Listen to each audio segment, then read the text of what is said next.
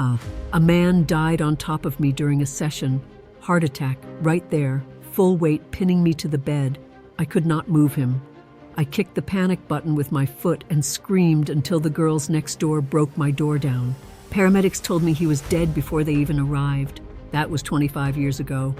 I was 44. And I am still standing behind that same glass window in Amsterdam's red light district at 69 years old. Same street, same window, same red light. 45 years, over 50,000 clients, 2 knife attacks, 1 gun. Teenage girls trafficked 2 doors down from me while tourists filmed it on their phones, and politicians who paid for my body at night and passed laws against me the next morning. I am going to tell you all of it. Every single thing that no tour guide, no documentary, and no politician in this city wants you to hear. Because at my age, what exactly are they going to do to me? But to understand how I ended up behind that glass, you need to know what I was running from. Grew up in a village 2 hours south of Amsterdam. My father worked in a factory. My mother scrubbed floors in rich people's houses. We ate bread and potatoes most nights. Meat was a Sunday thing, when my father had not already poured his entire paycheck down his throat at the bar by Friday. He was a violent drunk. People always want to know what pushes a woman into this work, and I think that is a lazy question, but fine, I will answer it. My father beat my mother almost every week. His fists, his belt, and one night, a glass bottle that opened up her eyebrow so deep she needed 12 stitches. She told the emergency room doctor she fell. Dropped out of school at 16 because we needed money. Cleaned houses, waitressed, anything. The pay was pathetic. Then a woman walked into the cafe where I worked. About 35, fur coat, red nails, gold stacked up both arms. She watched me pour coffee for an hour. Before she left, she leaned over the counter and said, "You are way too pretty for this. Come see me in Amsterdam." I kept that card in my coat for 3 months. Then one night, my father hit my mother so hard, her left eye swelled completely shut for a week. I packed one bag, caught the last train to Amsterdam, and never went home again. I was 22, 40 guilders in my pocket, and I had no idea that I was about to walk into a life I could never leave. I remember sitting on that train, watching the flat Dutch countryside slide past the window, and thinking I was escaping. That word kept going through my head. Escape, escape, escape. I thought Amsterdam was the way out of my father's fists, out of poverty, out of a life that had already decided what I was worth before I even had a chance to find out for myself. I was right about one thing. I did escape that village. But what I did not understand yet was that I was trading one cage for another. And the new cage was made of money, which is the hardest kind to break out of. What happened on my first night should have told me everything. The address led to a canal house 2 streets from the red light district. The woman from the cafe was called Gerda. She rented rooms with glass windows to women and took a percentage. Gerda poured me a gin, sat me at her kitchen table, and gave it to me straight. She said, "On a good night, you will make more than your father earns in 3 months. On a bad night, a man will try to kill you. You need to accept both of those things before you step behind that glass." I started 3 weeks later. First client was a German businessman, polite, quiet, over in 8 minutes. He placed 150 guilders on the table and left without a word. I stood in that tiny room alone and thought, that is what all the shame is about? 8 minutes? I made 800 guilders that first night. My mother earned 400 in an entire month on her knees, scrubbing other people's bathrooms. I sent half home the next morning and told her I had a job at a hotel. Within 6 months, I was earning 3,000 guilders a week, my own apartment, real clothes, a savings account that actually had something in it. And that is exactly when the trap snapped shut. Because once your brain understands that you can earn 1,000 guilders in one night, it will never let you go back to earning 1,000 in a month. Not at 25, not at 35, not at 50, when the younger girls from Eastern Europe started flooding in, charging half your rate, and your clients wanted new faces. By my early 30s, I was pulling in the equivalent of 6,000 euros a week. More than lawyers, more than doctors. I took vacations to Spain and Greece, ate at restaurants whenever I felt like it. I thought I was free, but window rent was 100 to 180 euros a night. Taxes, because this work is legal in the Netherlands and taxed like anything else.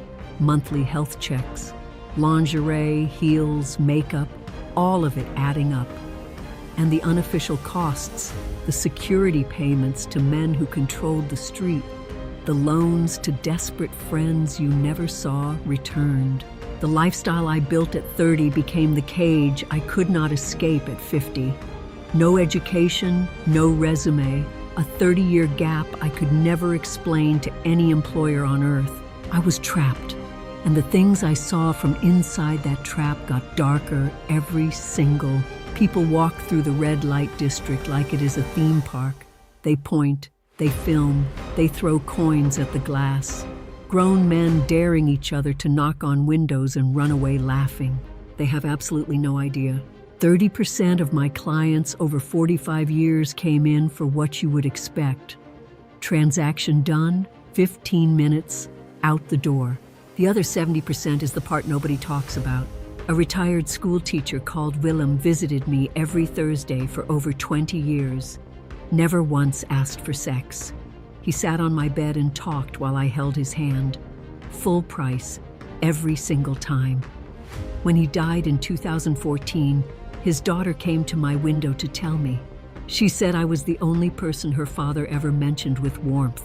A regular called Peter came every other Wednesday for 22 years.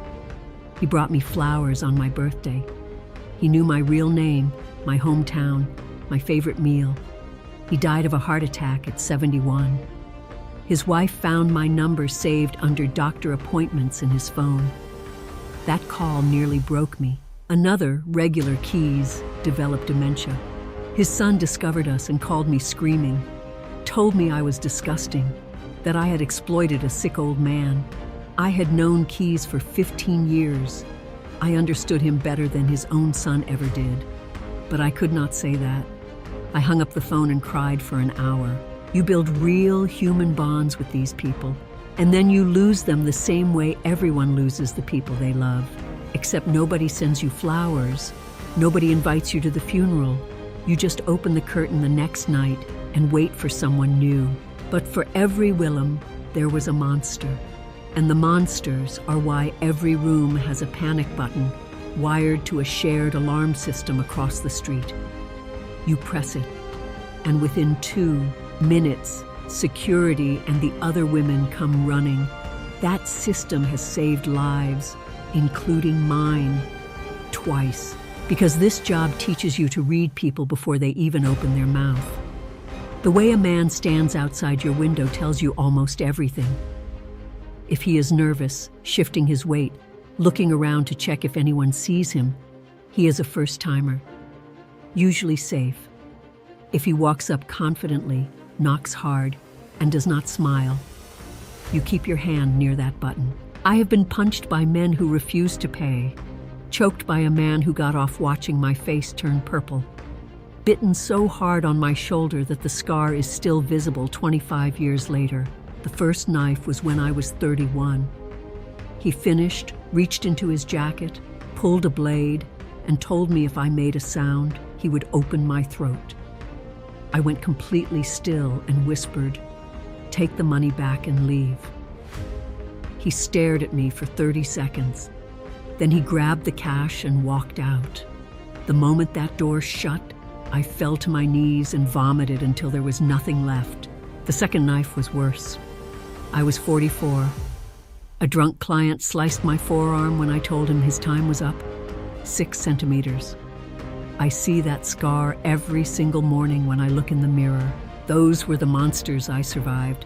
but the ones I could not save were the girls in the windows next to mine. The first time I witnessed trafficking was 1988. A Romanian girl showed up in the window 2 doors from mine, maybe 18, maybe younger. She spoke no Dutch, no English. A man dropped her off at 8 p.m. and collected her at 4 a.m. every single night. She never touched her own money. He took everything before she got in his car. I called the police. They took a statement. Nothing happened. Not one single thing. 3 weeks of a girl being raped behind glass every night and nobody lifted a finger. She vanished after those 3 weeks. 2 days later, a different girl appeared in the same window, different face, same terrified eyes, same man collecting the money at 4 a.m. Between 1988 and 2008, I watched this exact cycle repeat dozens of times. Girls from Romania, Bulgaria, Nigeria, Hungary. Some could not have been older than 17. They would appear, work for weeks, then vanish overnight like they had never existed. In 2003, I saw something that I still carry. A girl on a side alley, could not have been 16 yet, got backhanded across the face by her pimp in the middle of the afternoon because she had not made enough money the night before. Tourists walked right past like it was a street performance. The next day, I grabbed her arm and begged her to let me call the police. She looked at me with completely dead eyes and said in broken English, "He has my sister. If I leave, she dies." I never found out what happened to her. I never found out what happened to her sister. 20 years and those words still come for me at 3 a.m. when the city goes quiet. In 2008, Amsterdam shut down roughly 200 windows. They said it was to fight organized crime. But the exploited girls did not suddenly become free. They were moved to apartments, massage parlors, escort websites. The trafficking went invisible, which is exactly what the men running it wanted. And the women like me, independent, legal, paying taxes for decades. We lost windows, paid higher rents, and watched the city congratulate itself for solving a problem it only buried. In 45 years, I have had clients from every level of Dutch society: bankers, teachers, priests, police officers, and politicians. One city council member came to my window on Tuesday nights for almost 3 years. Same man who voted publicly to restrict the red light district. Same man who gave newspaper interviews calling our work a stain on Amsterdam. Same man who went home to his wife and children after paying me for an hour and pretended he was a respectable person. I am not naming him, not to protect him, because he is not special. He was one of at least 4 government officials I personally serviced across 4 decades. They write the laws about our bodies by day. They pay to use them by night. And now those same types are pushing to relocate the entire red light district to a sterile facility outside the city center, an industrial park where nobody has to look at us. Over 100 women signed a petition against it. The current location keeps us visible, and visibility keeps us alive. We can see each other through our windows. We watch out for each other. Isolation is what kills sex workers, and a building on the edge of Amsterdam is exactly the kind of place where girls disappear and nobody notices. But nobody asks us. They have never asked us. 45 years, and not one single politician has ever sat down across from a woman who actually lives this life and said, "What do you need?" Not once. Everyone wants to know. My knees hurt from decades of standing in heels on cold tile. My back locks up most mornings before I can get out of bed. I take blood pressure pills and something for my joints. I work 3 nights a week now instead of 6, but I am still here. 3 reasons. The pension system did not cover sex workers for most of my career. I have decades of missing contributions. If I stop today, my savings last maybe 5 or 6 years. I plan to live longer than that. This neighborhood is my home. 5-minute walk from my apartment to my window. Same cobblestones for 45 years. The bartenders, the other women, the security men. I have no family left. I have never been married. I have no children. The one man I tried to love outside of work told me it was like being intimate with a ghost. I had learned to separate my body from my mind so completely that I forgot how to put them back together. He left. I do not blame him. My sister stopped speaking to me years ago. My parents both died without knowing how I earned my money. This street is the only place that has ever known the real me. The younger girls still call me Tanta, Auntie.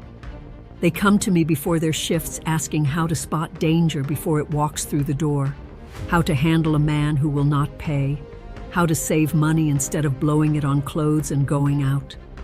I tell them all the same thing: save half of everything. Never trust a man who says he loves you and then asks for your earnings. And get out before you turn 40 if you can. None of them listen. Gerda told me the exact same things in 1979, and I did not listen either. Nobody does. Not until the trap has already closed around them. And then there is the reason that surprises people. Last year, a man in his late 70s sat on my bed and told me that nobody had hugged him in 11 years. Not his children, not his neighbors, nobody. 11 years without a single human being putting their arms around him. He cried on my shoulder for 20 minutes and thanked me like I had given him back something he thought was gone forever. I did not save his life, but for 1 hour he was not invisible, and giving someone that is worth more than anything I have ever been paid. I opened this story with a man dying on top of me, with knives and guns and teenage girls dragged out of windows by their pimps. All of that is real. Every word.